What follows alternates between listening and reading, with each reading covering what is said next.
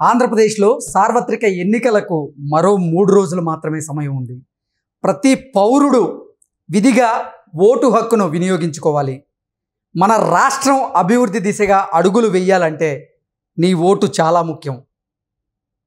మన నాయకుడు మనల్ని సమర్థవంతంగా పాలించాలి అంటే నీ ఓటు చాలా ముఖ్యం. మన భావితరాల భవిష్యత్తు బాగుండాలంటే నీ ఓటు చాలా ముఖ్యం.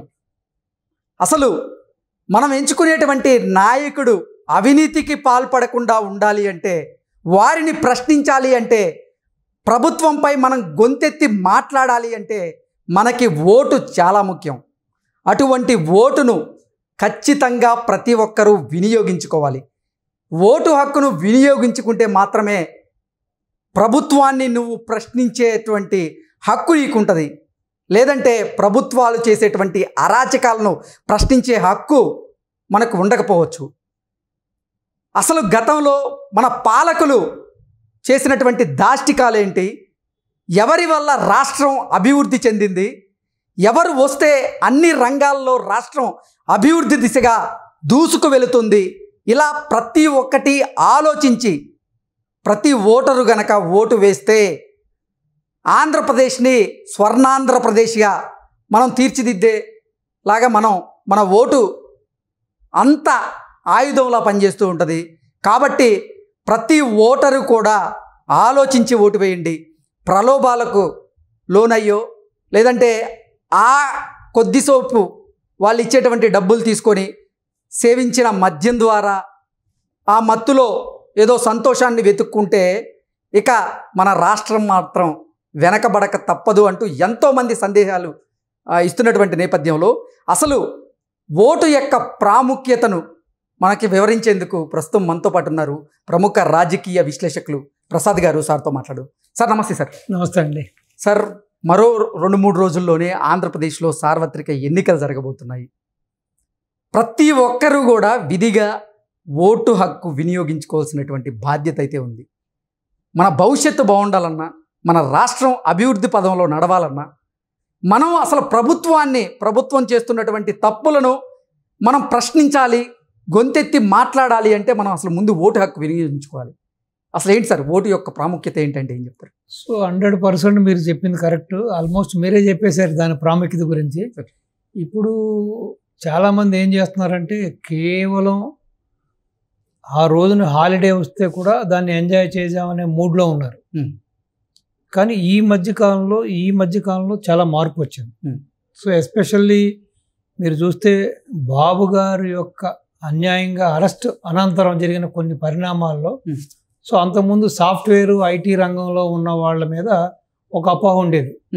వీళ్ళు ఆ రోజున కూడా వాళ్ళు హాలిడేగా పరిగణించి వాళ్ళు ఎంజాయ్ చేస్తారని, బయటకు రారని చాలామంది కొన్ని ధనిక వర్గాలు, కొంత బిజినెస్ పీపుల్ కూడా ఆ రోజున దాన్ని ఏమేస్తాంలే అనే భావన నాకైతే ఇప్పుడు కొంచెం మార్పు అయితే కనపడుతుంది.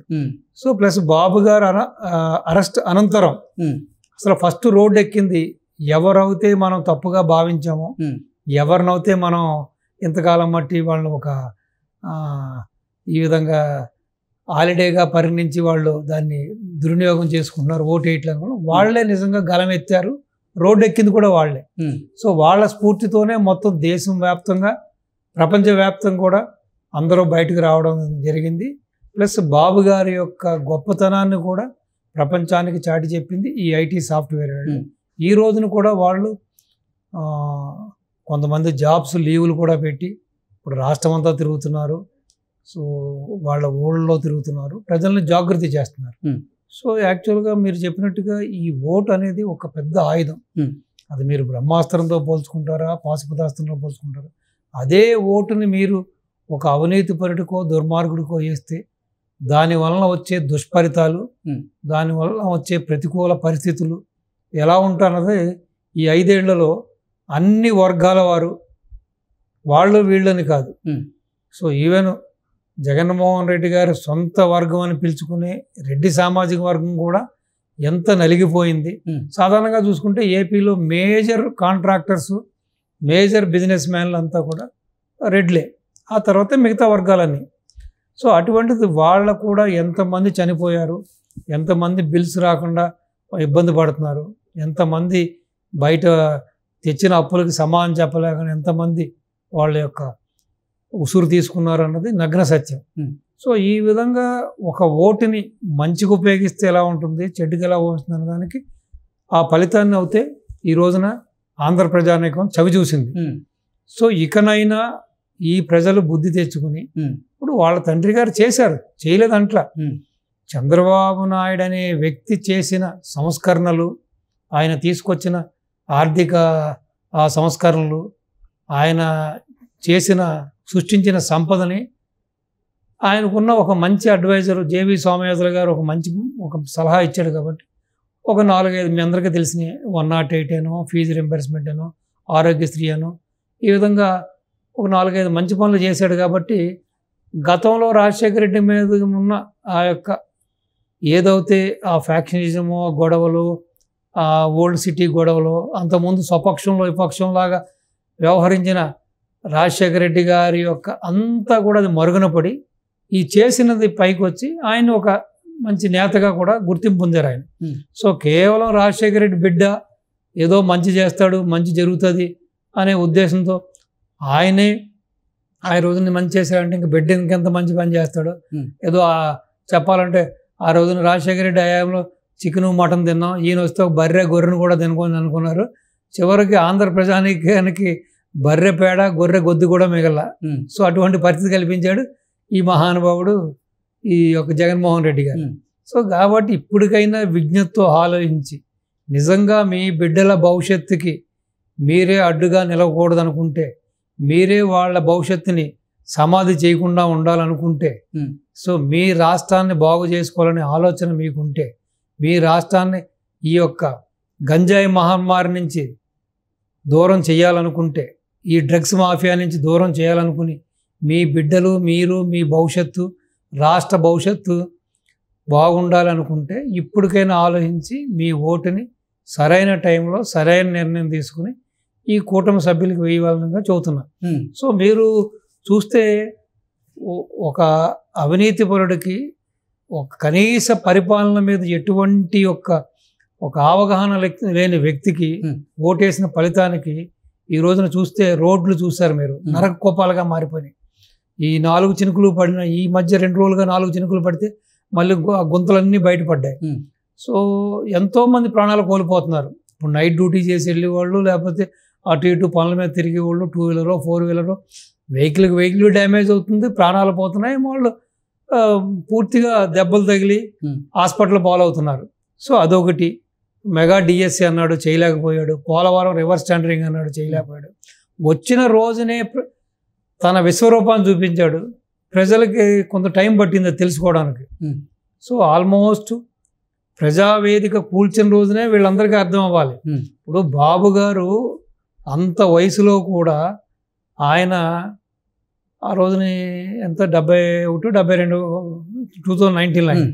సో ఆయన మరీ ఒంగొంగి నమస్కారాలు పెడితే ఆంధ్ర వాళ్ళు ఏమనుకున్నారంటే, ప్రజానికి ఏమనుకుందంటే, మన వాళ్ళు ఏమనుకున్నారంటే, ఈయనకి ఇంకా రాజ్యాకాంక్ష పోలేదు, అరే కుర్రోడు ఏదో చేస్తా అంటున్నాడు, మంచిగా ఆలింగనాలు చేస్తున్నాడు, అగ్గులు ఇస్తున్నాడు, మంచిగా ముద్దులు పెడుతున్నాడు, కాబట్టి ఈ బాబు గారికి ఇంకా పరిపాలించాడు కదా, బాబు గారిని మించి చేస్తాడేమో. కానీ బాబు గారు ఆ రోజు చెప్పాడు, మీకు ఈ వ్యక్తి వస్తే మరో పులివెందులుగా మారిపోతుంది రాష్ట్రం అని చెప్పాడు. రాష్ట్రం రావణ కాష్టం అవుతుందని చెప్పాడు. రాజధాని ఆగిపోతుందని చెప్పాడు. అభివృద్ధి కుంటుపడిపోతుందని చెప్పాడు. ఆ రోజునంతా పెడచెవిన పెట్టారు. పెడచెవిన పెట్టి ఏముందిలే ఈయన ఇలాగే చెబుతాడు, ఈయనకి ఇద్దాం, ఈయనకి ఇస్తే గొప్పగా చేస్తాడా అనే భావంతో ఇచ్చారు. చూశారు కదా, ఆ ఒక్క ఓటు ఫలితం ఈ రోజున రాష్ట్రం ఏ దుస్థితికి వెళ్ళిపోయిందో చూశారు మీరు. ఈ రోజున అన్ని రంగాల్లో రాష్ట్రం ఎంత వెనక్కి వెళ్ళిపోయిందో చూశారు. సో కాబట్టి మీరు చెప్పినట్టుగా ముందే చెప్పేశారు ఓటు యొక్క ప్రాముఖ్యత గురించి.